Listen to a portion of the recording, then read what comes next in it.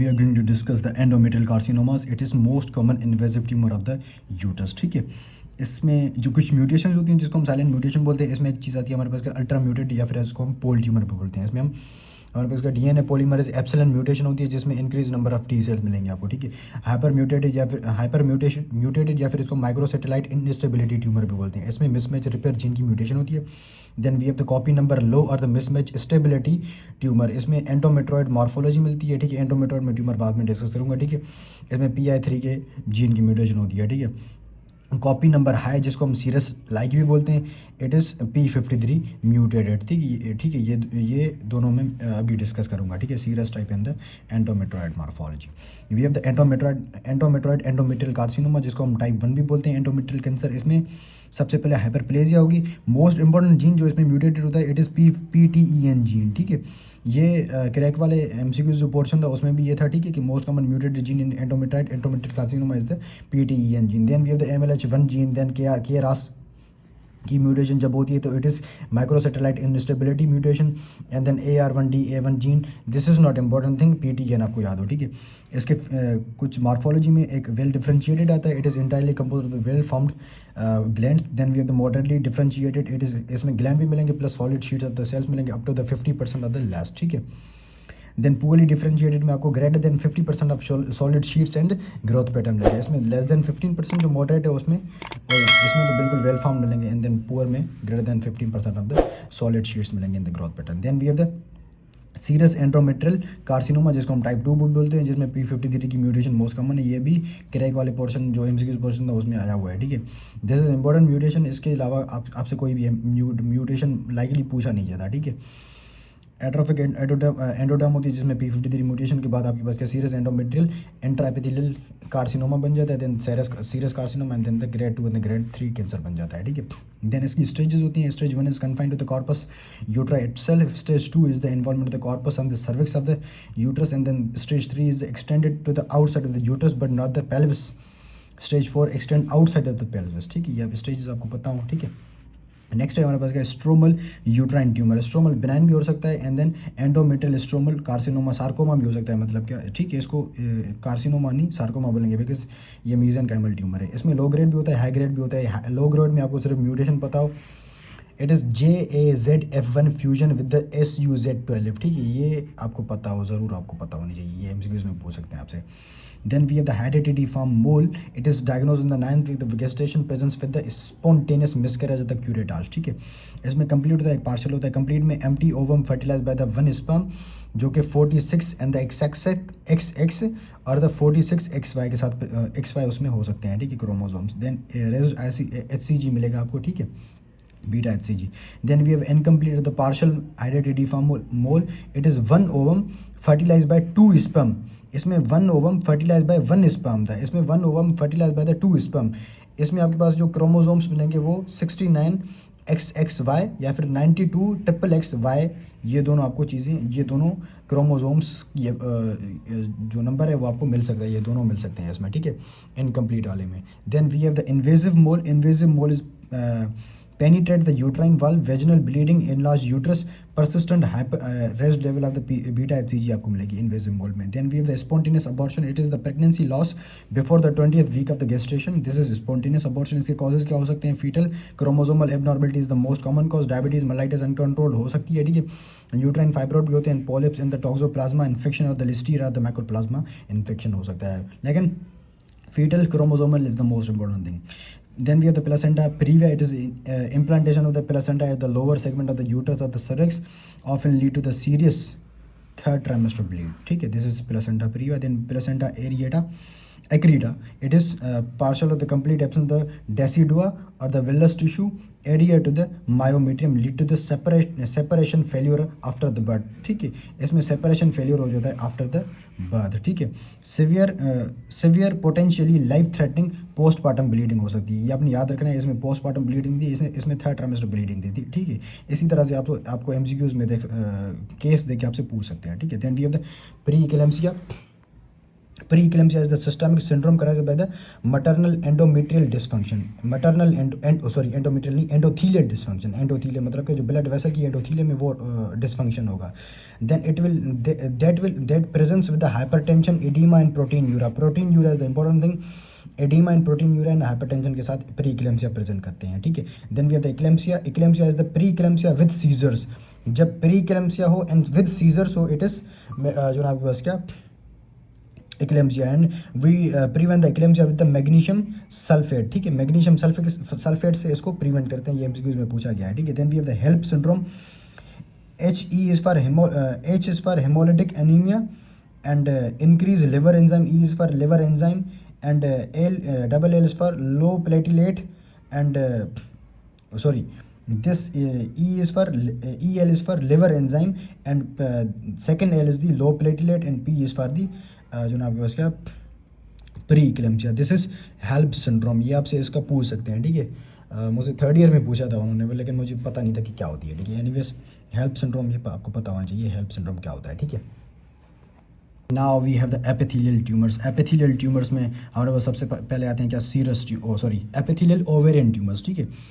जो ovarian tumours होते हैं, एपिथेलियल भी आते हैं, सेक्स कॉर्ड भी आते हैं, जर्म सेल भी आते हैं। तीनों में डिस्कस करूँगा, तीनों के फर्दर जो है ना डिविजन्स हैं उनमें, ठीक है। एपिथेलियल ट्यूमर में आपको क्या मिलेगा, सबसे पहले सीरस ट्यूमर आता है। सीरस ट्यूमर में अगर BRCA1 एंड BRCA2 की म्यूटेशन है, it will increase the risk of the ovarian tumour. एक इसमें लो ग्रेड होता है, एक इसमें हाई ग्रेड होता है और इसका बॉर्डर लाइन भी होता है, ठीक है। लो ग्रेड में KRAS म्यूटेशन होती है, एक ही याद कर लो इंपॉर्टेंट है, या फिर P53 भी होती है, लेकिन P53 लेट में होती है, KRAS सबसे पहले होती है एंड BRAF भी होती है। And in high grade P53 is the important thing, PI3K ये भी होता है, RB भी होता है, लेकिन P53 is the important thing. High grade associate the BRCA mutation, this is important. High grade associated होता है BRCA की म्यूटेशन के साथ, A1 हो या फिर 2 हो, ठीक है। If spread to the peritoneum, उसको हम बोलेंगे क्या, it is primary peritoneal serous carcinoma. अगर tumour uterus this is ovary से आपके पास क्या कहाँ पर चला गया, इनटू द पेरिटोनियम, इसको हम बोलेंगे क्या, प्राइमरी पेरिटोनियल सीरस कार्सिनोमा। इसमें एक बॉर्डर लाइन भी होता है, लो ग्रेड तो मैं बाद में बताऊंगा, ठीक है। सबसे पहले बॉर्डर लाइन को डिस्कस करते हैं।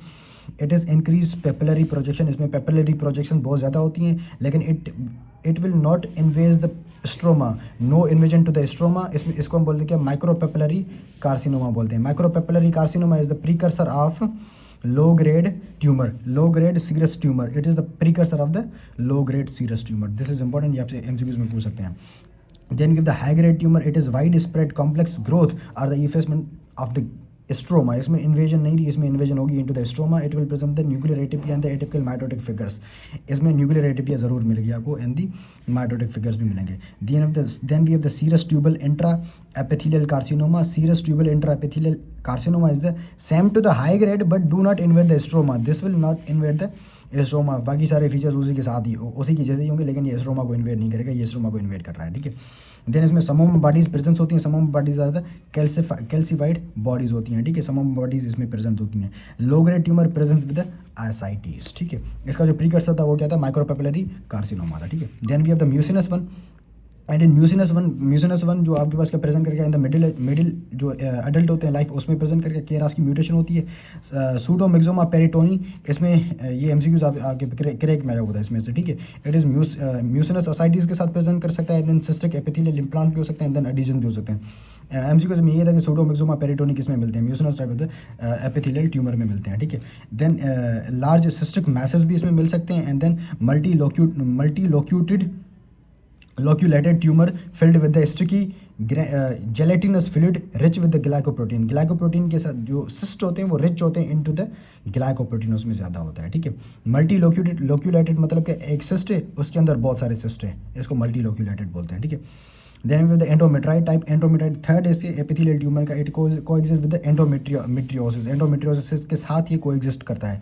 इट इज़ बेनाइन, इसका जो बेनाइन होता है वो एंडोमेट्रॉइड एडिनोफाइब्रोमा का इसको हम कहते हैं, ठीक है। जो बेनाइन ट्यूमर होगा इसको हम एंडोमेट्रॉइड एडिनोफाइब्रोमा कहेंगे। PI3K की म्यूटेशन होती है एंड देन P53 की म्यूटेशन होती है। Present with the tubular glands, ठीक है। मतलब कि इसमें present with the tubular gland होते हैं, ठीक है। Then we have the clear cell carcinoma. It presents with the increased secretory gestational endometrium, इसकी जो गेस्टेशनल एंडोमीट्रियम होगी फीमेल की, वो आपके पास क्या होगी, हाइपर सिक्रेटरी होगी। PI3K की म्यूटेशन होती है, P10 एंड P53 केरास की म्यूटेशन होती है, ठीक है।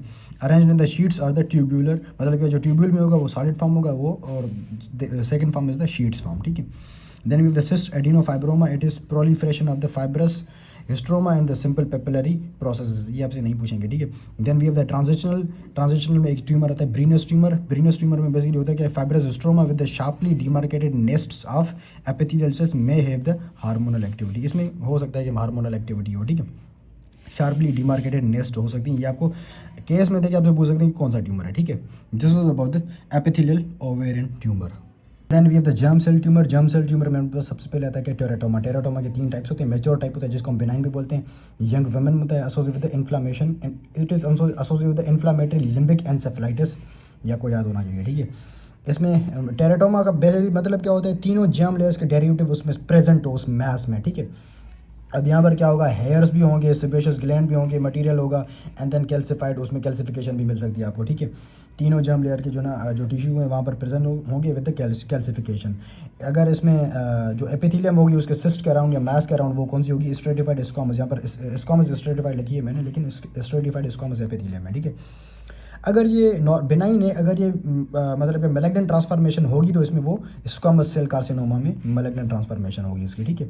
देन वी हैव द मोनोडर्मल, या फिर इसको हम स्पेशलाइज भी बोलते हैं।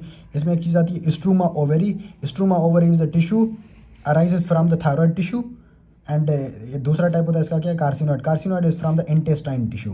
Carcinoid tumour produce the five hydroxytryptamine cause the carcinoid syndrome, ठीक है, ये आपको पता होना चाहिए, ठीक है।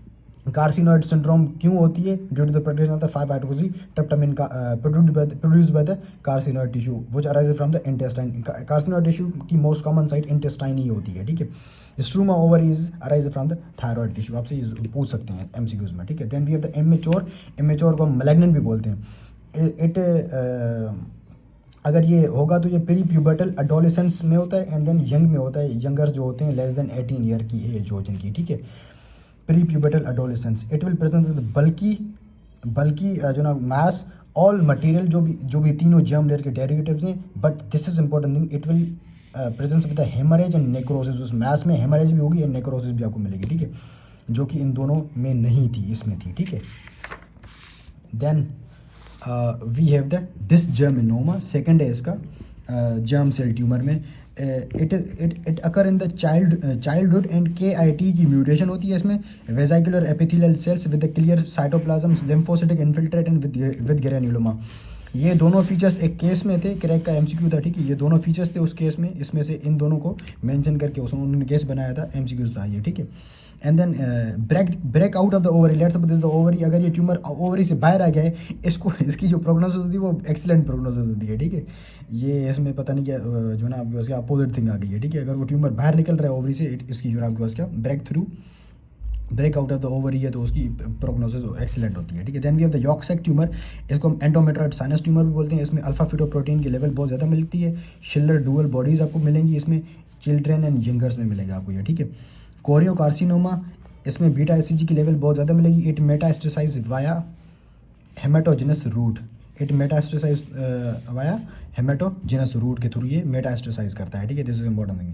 Then we have the sex cord tumour में एक चीज़ आती है हमारे पास granulosa cells tumour, adult and juvenile में होता है, अडल्ट वाला 95% होता है, ठीक है।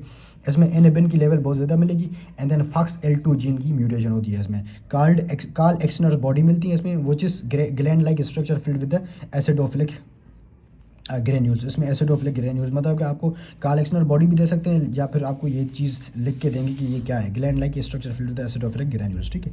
इलाबोरेट द एस्ट्रोजन, ये एस्ट्रोजन को इलाबोरेट करते हैं। देन प्रीकॉक्शियस सेक्सुअल डेवलपमेंट, मतलब कि ये प्रीकॉक्शियस प्यूबर्टी के साथ प्रेजेंट करेंगे ग्रेन्युलोसा सेल्स वाले पेशेंट।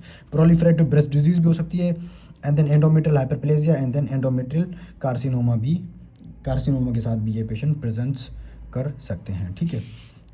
ये इन दोनों को हम ईस्ट्रोजन प्रोड्यूसिंग ट्यूमर भी बोलते हैं, ठीक है।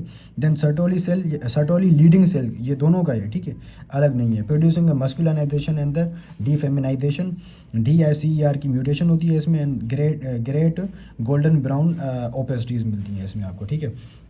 Then we have a Hyalus cell tumor. Hyalus cell tumor is the pure leading cell tumor. Ranki crystals इसके में आपको मिलेंगे, ठीक है। प्योर लीडिंग सेल ट्यूमर है, प्योर लीडिंग सेल है, वो सर्टोली लीडिंग नहीं है, ठीक है। इसको हाइलस सेल भी बोलते हैं। रैंकी क्रिस्टल से आपसे एमसीक्यू ज़रूर पूछ सकते हैं। Hirsutism, voice change and the clitoris enlargement के साथ ये पेशेंट आपके पास क्या प्रेजेंट कर सकते हैं, ठीक है। यहाँ पर एक और टॉपिक है जो इंपॉर्टेंट है, जो मैंने यहाँ पर लिखा नहीं है, ठीक है। एक होता है सेफ मदरहुड। सेफ मदरहुड की जो डेफिनेशन होती है, it is global effort that aims to reduce the death and illnesses among the women and the infants, ठीक है। इट इज़ सेफ मदरहुड, ठीक है। ये इसकी डेफिनेशन ये आपसे पूछ सकते हैं। इसके 4 पिलर्स होते हैं, ठीक है। Number 1 is the family planning, number 2 is the antenatal care, number 3 is the clean safe delivery, number 4 essential obs care. ये इसके क्या हैं, 4 पिलर्स हैं, ठीक है। ये इसके 4 पिलर्स हैं। देन इसके कंपोनेंट्स आते हैं। कंपोनेंट में हमारे पास आता है क्या, preconception care, antenatal care, antepartum care, postpartum care, emergency obs cases and newborn cases. ये क्या, ये इसके कंपोनेंट्स हैं, ठीक है। ये आप इसमें लिख देना, ठीक है। ये सेफ मदरहुड ये आपसे पूछ सकते हैं, एमसीक्यूज एंड हॉस्पीज में पूछते हैं ये आपसे, ठीक है। So this was all about the rapid revision of the reproduction.